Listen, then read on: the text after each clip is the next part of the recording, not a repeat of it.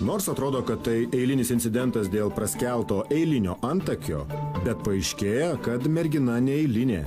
Ji yra tobula, pati apie tai pranešė. Nepraneškim tėvam. Niekas nepranešinė nieko, Laurina, būk rami. Pasveiksi. Nes aš esu...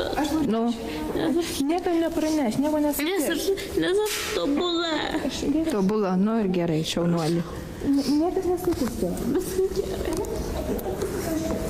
Gerai, viskas, mūsų misija. Šeštadieninis repertuaras. Pasirodo, ir naktiniuose klubuose galima aptikti tobulų merginų. Net ir tobulybės šventės švenčia, ir kaktą prasiskelia, ir netgi bloguoja. Neturi maišelį, nes jinai gali vengti. Nes aš tobula. Tobula, nu ir gerai, šaunuoli. Vykim, jau vems. Jam kaip šiukšlių. Kaip šeštadienio naktį, tai įprastas mūsų iškvietimas, tai yra dauguma tokių iškvietimų, nieko nauja. Nu, kas mergina patyrė veido traumą. Trauma nėra didelė, tiesiog nedidelis veido defektas. Bus sutvarkyta žaizda ir mergina, manau, bus išleista į namus. Kaip sakoma, tobulą žmogų ir susiūtas antakis puošia.